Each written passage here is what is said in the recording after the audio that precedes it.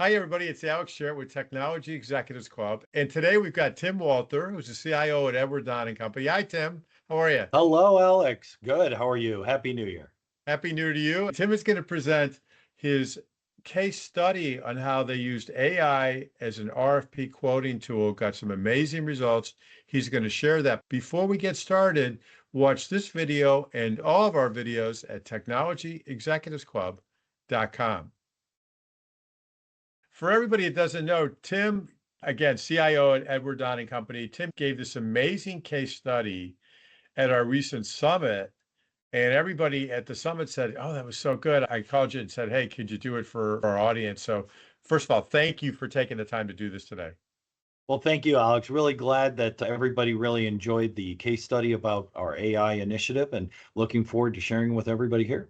Well, it's going to be great. And for everybody that's watching this, what we did is we had a bunch of discussions about getting ROI, and Tim volunteered to present what they'd been doing, where they were able to increase the throughput of their RFP process, which, as you'll share in a minute, created some great returns. So with that, why don't you go ahead and share your screen? Once that's up, I'll go away and then let you present for everybody. All right, great. Here we go. Yep, I see it. So I'll be in behind the scenes watching, and if you need anything, let me know. I'll see you at the end. Great. Well, good afternoon, everybody. I'm Tim Walter with Edward Don. We're here to talk today from the Technology Executives Club case study that we did in October 2025 about Edward Don's AI RFP quoting tool. Let me tell you a little about Edward Don. Many of you are customers of Edward Don. We really do appreciate that. Edward Don, we're a national leading distributor of restaurant supplies. So you go to many of the restaurants that you know, the knives, the forks, the plates, the takeaway containers, everything in the restaurant, even the designing of the kitchen and the flow of the kitchen. Edward Don does that. We're a division of Cisco Foods, and we're nationally able to provide supplies and all the equipment in restaurants. And we even do it for some of our international partners and some of the cruise lines and even into Canada now. I'm Tim Walter. I'm the Chief Information Officer and VP at Edward Don. And we're going to talk a little more about how we approached our AI project. And there's been a lot of talk about AI and this past year. I know that there was a big article in Fortune magazine about an MIT study in which they were saying AI projects don't succeed. We're going to talk about how we approached it, which is very similar to what many of you have done, and talk about what was our approach, what was our target, and how are things going. So when we started this, just like any other project, instead of saying, hey, let's look at AI and find a solution for AI, what we did is we had a problem. And we said, we've got many special RFPs, special quotes, and with hundreds of lines or thousands of lines of product, and the product might not match the description Edward Dodd uses. So we're trying to find a match. Say it be a cup, and maybe we call it a 6-inch translucent, and somebody else says it's a 6-inch clear. That made it very difficult and very manual to say, let's just do basic comparison. We stock, as you can see here, tens of thousands of items. So it's a very long process because we have a lot of different providers. We have a lot of different manufacturers. Some customers have specific rules that we must use their manufacturers. We also have some of our own private brands. And we also want to make sure that all the equipment's in the right distribution center. So when we looked at this, we said, wow, that's a lot of things. And our RFPs, some of them could be 10 lines, 100 lines. We've had thousands of lines. And a lot of that knowledge is kept in people's heads. As you can see here, it might be in one salesperson's head or might be in one of the merchandising specific to a customer. It could be to somebody else saying, no, this customer never wants to use that product. They want to use this other product. So when we looked at it, it was a very manual process. Today, an RFP, let's say about 1,600 lines, could take us 5 to 6 weeks for somebody to go through it and have somebody else check it and make sure we're following all those rules and that we're not just choosing the quickest product, but the right product. We only, therefore, could respond to a very small amount. We couldn't put a lot of people behind all the RFPs. So we're clearly missing out on millions of dollars of opportunity. And we didn't want to. And we also have some people that had the knowledge in their head about one customer, and not everybody knew that. So we were really looking at this as a business initiative, saying, what's possible? So when we looked at what how do we approach this? We approached it like any other project. It wasn't we raced out and said we're going to do AI and we're going to find a solution for AI. What we said is we've got a business problem. And a business problem is important to say, what is it we're trying to do? How can we approach this? And of course, we want to use technology to automate and make the process as smooth and easy as possible.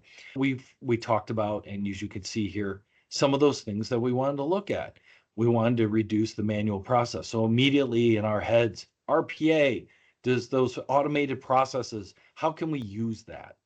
We want to compare different products. We want to look at the metadata. We want to look at the information, the attributes, all the uniqueness of the different products across different vendors, across all the different lines. And so do you use a database? Do we do some kind of a search algorithm, something we have to maintain?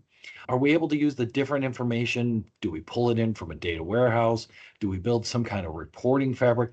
Lots of information, as much information as you can, and we want to keep expanding that information. So this isn't a one-time project. This is something that we're going to continuously work on and constantly be adding information to. And we want that information to get updated and get smarter as our sales team interact with our customers and interact with the tool. We also wanted to say, hey, I want to be able to take a picture of that product. The technology today, you might see it. A lot of apps say, take a picture of something. We'll tell you what that is. We want that same capability. We also want to be able to go out and say, hey, I got a competitive quote. Can I take that competitor's quote? Yes, we'll take the numbers off, but we want to be able to take that and make sure that we do an apples to apples comparison with the customer so that we're getting everything exactly the way they want it and be able to respond intelligently, be able to look at feedback. How do we interact with that? Interact with our existing sales tools. We have a lot of existing tools. Can we make this easy? Can we integrate? One of the things we also have to be able to do is report on it. Are we finding commonalities, certain things that could help our purchasing department, could help our merchandising team, a sales team? Hey, we're seeing it. So just as you would with any other project, you start pulling in those business cases, use cases, user cases. But one of the things we wanted to do is we wanted to get to market quick. We didn't want to wait a year for us to develop something. So the question came up, do we buy or build? How can we get to the market quickly? And when we looked at the market, is somebody else already doing this? Are there tools available? Because if we want to get to the market quick, get this rolled out, what's already out there? Is there something we can utilize?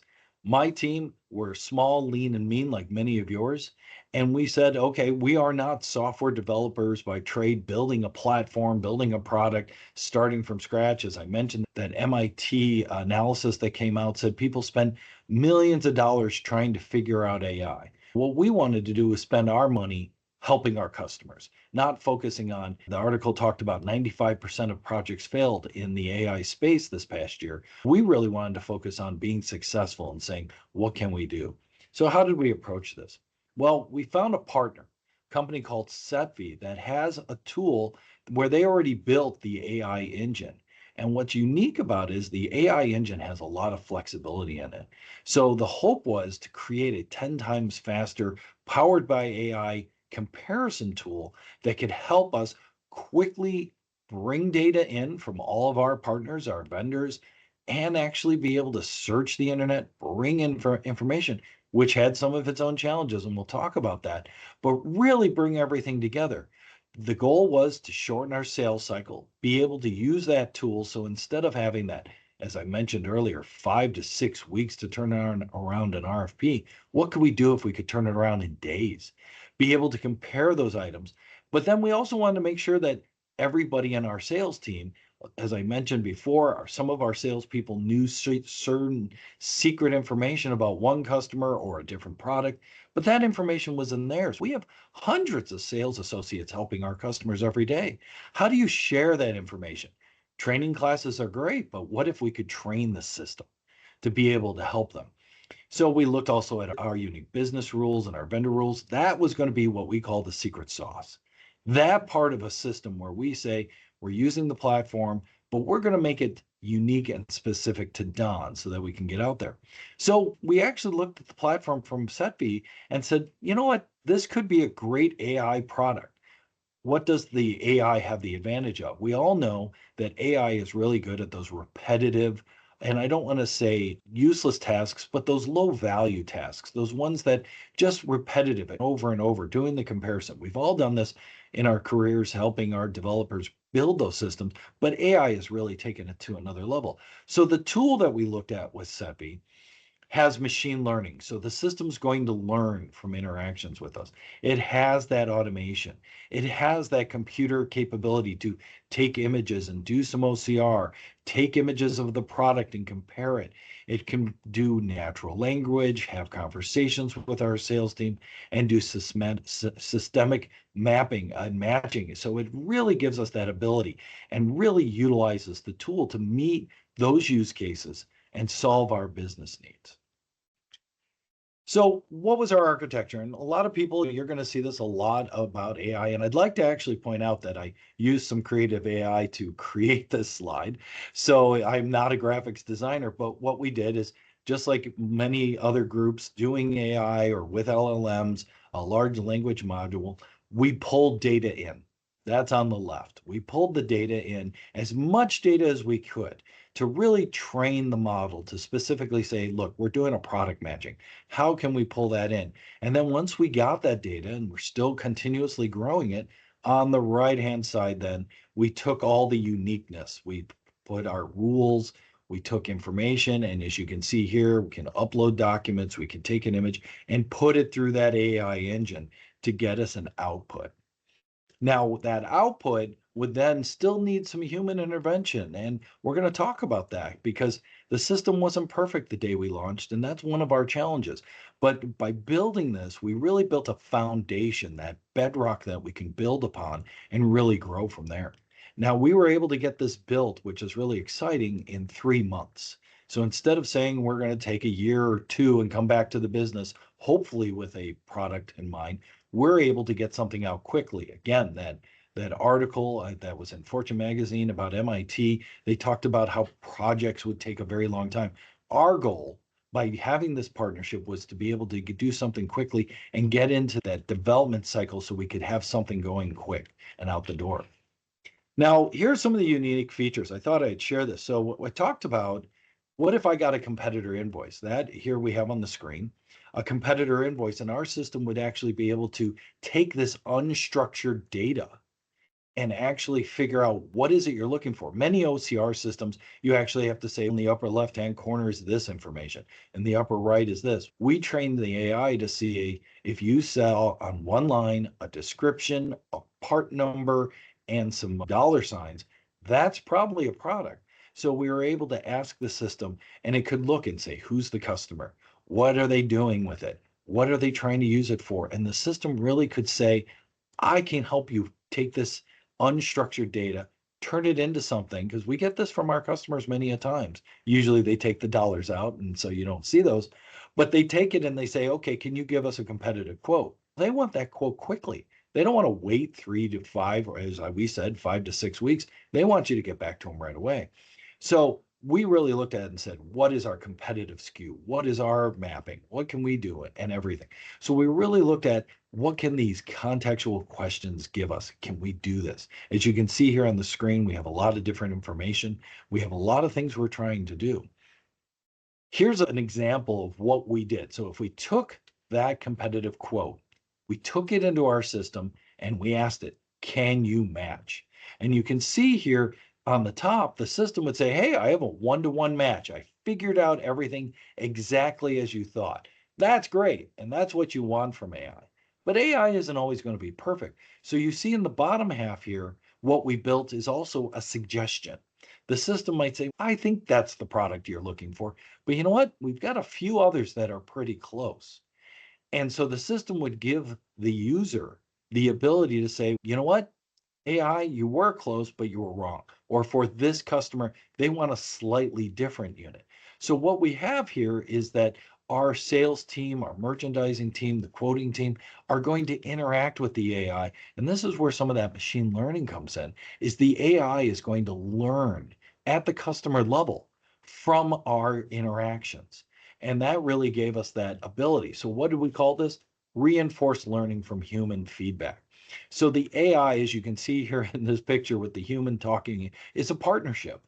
So as our people share their feedback, the AI statistically will start getting stronger and smarter. So it might say for customer A, hey, I've noticed when I do this comparison, you're always selecting maybe the cup on the left. But for another customer, you might be choosing a different cup, maybe a smaller cup or one that's a little larger on the rim.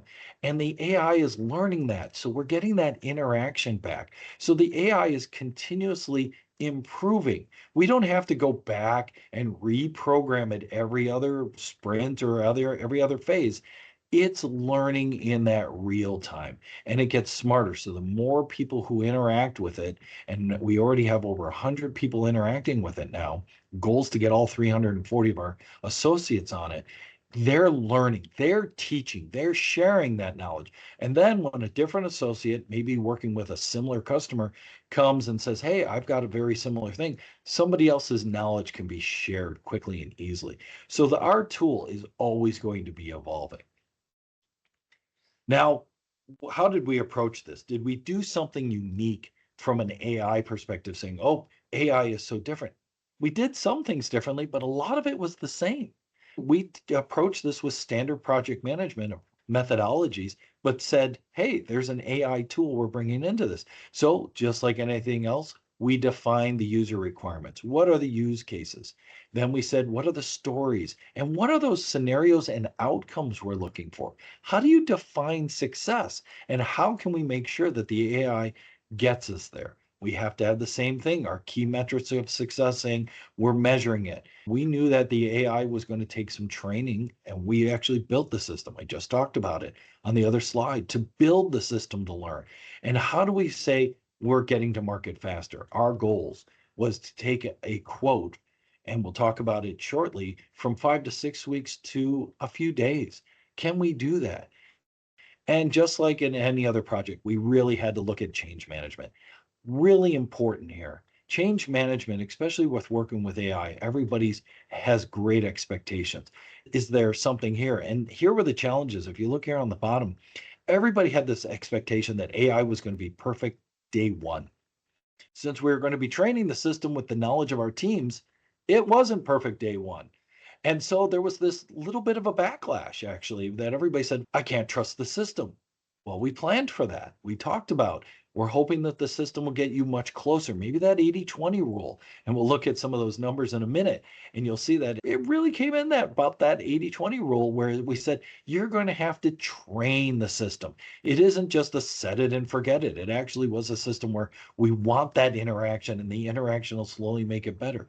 We, our own team, the IT team, had to learn how to work with AI systems. We had a great partner. That partner had a great platform, but still adding Don's business rules, our logic. How do we do these things? That's going to be a little different for us. But we also ran into many of the same project management headwinds, testing, making sure that everybody's dedicated to the project, especially when the project starts to get a little longer. Now, again, we got it rolled out in 3 months in pilot. Everybody's always trying to say, let's get this going. Let's get this going. We had to follow the methodology. And adapting and getting everybody trained took a little time. But where did we go? How did we do? Well, during the pilot, we had an example, and I talked about it a little earlier. 1,600 line quote would take us 5 to 6 months weeks, as you see here to match. The AI system, right out of the gate, had an 86% accuracy on that same 1,600 line quote. And as you can see here, it did it in 20 minutes. Was that perfect? No. Did our fears come up? Yeah, we wanted AI to be exact that first time, but it really increased our speed.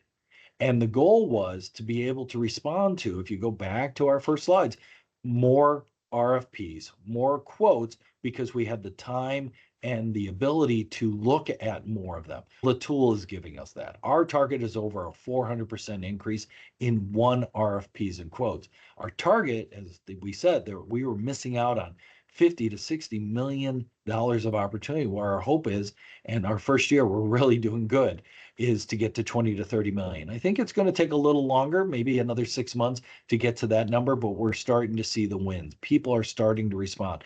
We only have 100 people on it. Once we get to 300 and some people, everybody on it, we expect to hit those numbers because we're saving that time. AI is really helping us, and they're still learning. The AI engine is learning every day from those interactions, as we talked about a few slides ago. By constantly interacting with the AI, instead of saying, oh my gosh, the AI is starting to creep to one side or the data is not good, our hope is by those constant interactions, it's going to constantly self-correct itself. Now we're monitoring for that, but we're considering ourselves, unlike those 95% of AI projects that failed, we're in that 5% that are succeeding. And what did we learn from AI? That it's another tool.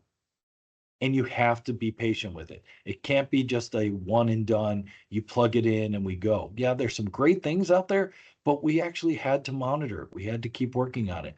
And we really are seeing this AI, and we're going into another phase to add new features. So the product is working, the sales team is really excited, and they're asking for more.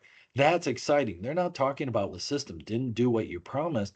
No, can it do this? Can it do more? I think we can expand the capabilities of it. How can we get it to interact with some of our sales quoting tools, the other tools that we're using to really grow and expand this? So we're really excited about this, that the tool really gave us that ability to meet the needs, hit those business cases, and really make it happen. But it all began with standard project management, standard use cases, and we just found the right tool. And we're really excited about that. We even received the CIO 100 Innovative Business Impact, and that's what this was about. It was a business impacting project. We didn't go in there saying, hey, we're going to solve everything with AI. What we said is, we've got a business problem. Hey, can AI really solve it? And it really helped us here.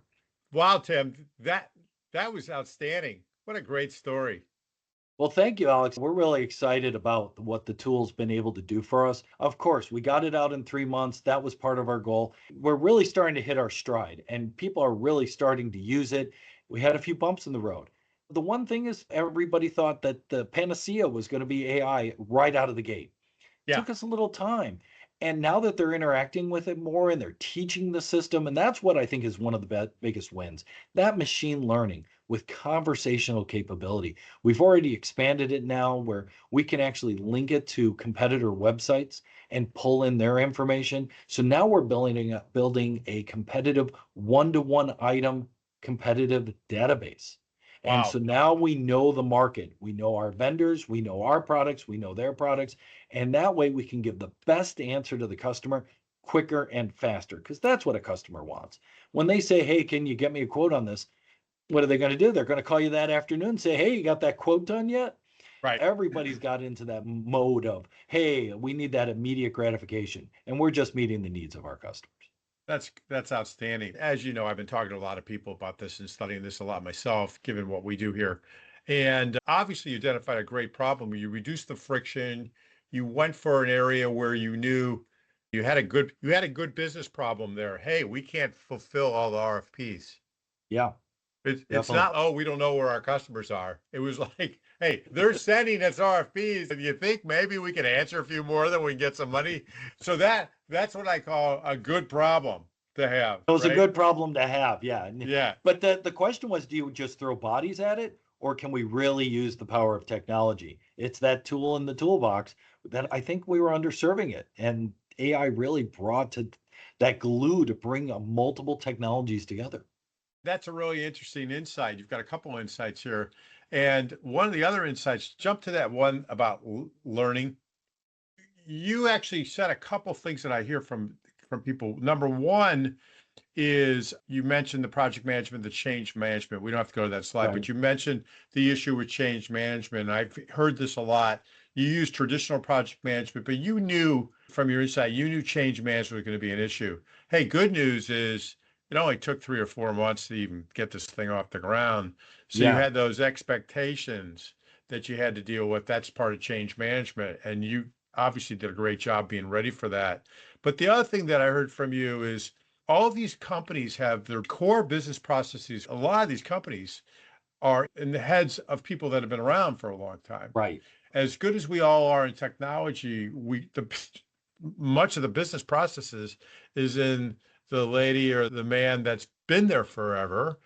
Or the And customer's nuances. The person knows the customer. CRM only right. grabs so much of that unique relationship knowledge, and we're not trying to replace them. No, What of we're course trying to not. do is Yeah. share the experience, help the newer associates learn from those who've been around. And they have a lot of interactions. We do a lot of training and cross training, but how do we make it systemic that you have a tool that has that knowledge as well so that it enhances everybody? That's a super deep insight. In fact, I was just interviewing somebody else and that was doing a presentation. They went to the Gartner Symposium, and Gartner originally, when they came out, they said, oh, the younger people, because they can adapt to AI, will probably in 5 years accelerate, can in 1 year accelerate to 5 year level. And what they found out was just the opposite. The younger folks with LLMs didn't Mhm. really have the background in the company to know whether the answers that were coming out from an LLM were the right answers. They didn't have that discernment that they would know. Like your people knew, hey, Right. that's the wrong thing. No, this is the one. Give me these three. Oh, yeah, that's the right one. So they're training it. So you solved a couple problems there. You helped with the change management by your process, but you're training the system and you're getting that knowledge out of the heads of all these different people and into the system. That's a Right. key And issue. that's really important to us. And how many times Of have we heard course. about an AI project where the AI, it's gotten some bad data? Everybody says you have to have exact clean data. Yeah. We knew we were not going to have exact clean data. And so do we hold off the project and wait a year or two until the data is clean? Or do we go in with our eyes wide open, knowing we're going to have, as I said, that 80/20? And what did we have? A 14% miss. But Yeah. 14% is a lot better than even 20. But then that interaction, this robot human partnership, as you It's can see getting here on the better. You're screen, training it. it Yeah. really helps you. And even if you start going a little to the right or a little to the left, hopefully that knowledge of all the associates coming together brings the system back to that synergy. And that way, I don't know if we'll ever be perfect in the system 100%, but do we need to be? Because you know what? We're training everybody. The system's learning, the associates are learning. We always check it. You always have to have that last eye check. Just like on a contract, everybody checks it before it goes out the door, but it's quicker, it's faster. We can get back to more customers. And that's our goal, service our customers.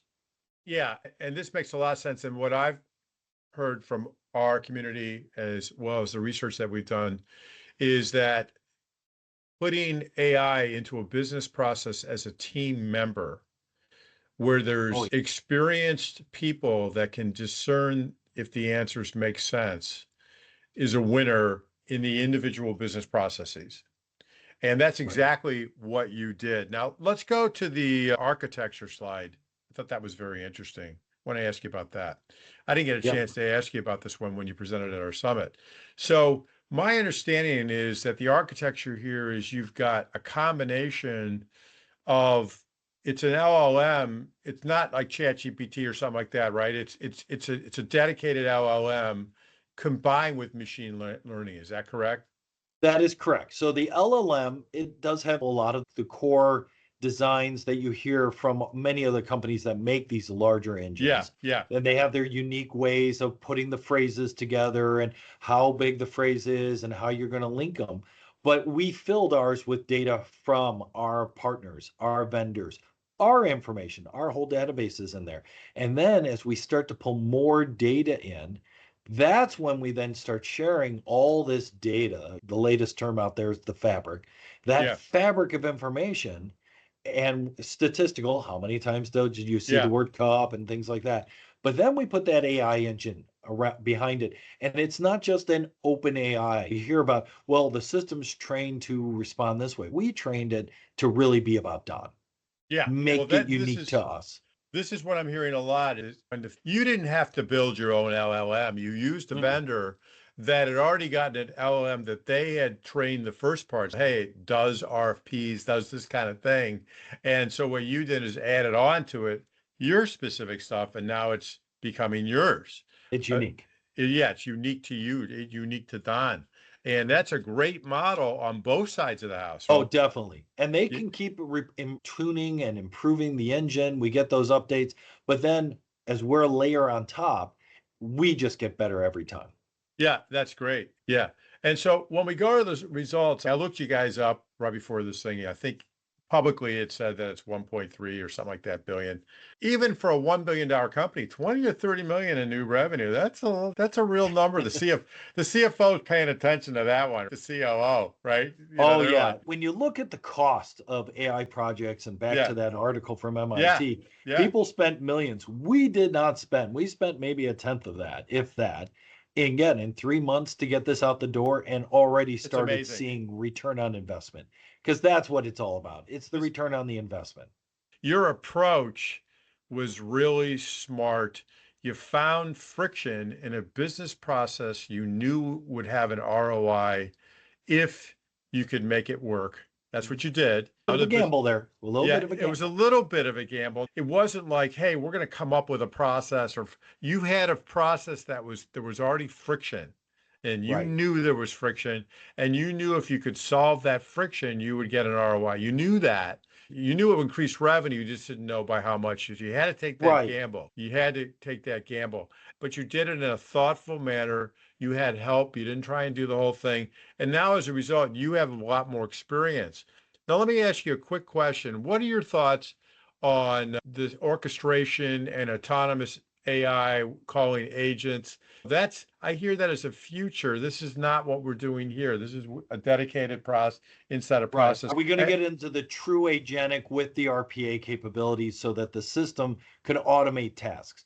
Or automate an Ironically, entire business process. entire Yeah. I feel that there is potential for that coming. We do our build division, Don Build, if I can do a little selling here. Our Yeah, let's Don hear it. Build designs kitchens, Yeah. and you have multiple layers of CAD design saying we're going to put plumbing here, we're going to put electrical here, and you got to make sure all those products and all those refrigerators and all the sinks and the dishwashers all line up properly. We actually have an automation tool that we're going to be rolling out actually in the next Super two cool. months Super that cool. automatically moves everything in the design CAD drawings to the right exact location. So that automation's coming. Is it going to be here? I'd say fully by the end of the year. But it's going to take more training, just like this. But yeah, I see some of that coming. And the next round, I think in 2026, we're going to see a lot more agentic saying, "Hey, I've got an order. Can you change the address on the order?" That automation is coming sooner than people think.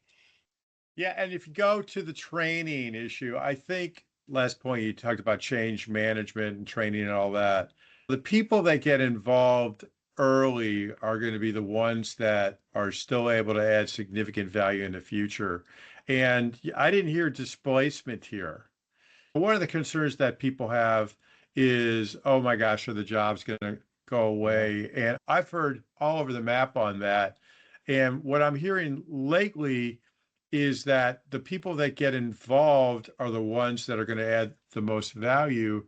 But it is really not an issue of displacement, but it's an issue of getting more out of the people that we have. And so retraining, reskilling the people we have, just like you did here. Yeah, What we're seeing already is, and I talked about this, is we're taking people from the repetitive, low value tasks and gotcha. we're realigning them to the more value added activities. We're not letting anybody go. What we're doing is we're giving them more to do because now they're interacting more There you with the go. customers. They're spending their time on the valued activities. And that's the power of technology. How many times have we always said the industrial age took people out of the fields and put them back into Yeah, the machine shop? yeah. We're doing much the same thing. So instead of somebody saying, okay, does this item match that item? What they're saying is, I can do that quick double check, but now let's see what we can do for that customer. Maybe there's a better item, and they're looking at the better value or getting back to the customer and having more interactions with them in a timely fashion. We're not losing people. If anything, if this works right, we might add a person or two as we continue to grow. Again, we only responded to 5% of our RFPs. What if we could respond to 60, 70, 80% now? That's really exciting. That is exciting. Well, that's a great answer. And I think it's the right approach. It makes sense for a company like Edward Don. I know takes care of its people. They're known for that. I think it's great the way that you are upskilling and reskilling your team so everybody can be more valuable. And I think that's a really healthy response. I think that's the way to go. It'll pay dividends for everybody. Tim, so much information. Thank you for sharing this for the overall audience, in addition to being at the summit. You pulled double duty this year, and we appreciate it. Thank you, Alex. Really glad to be part of this and be able to share our success with others, and really excited to see what the future offers. Likewise. Thank you. Thank you.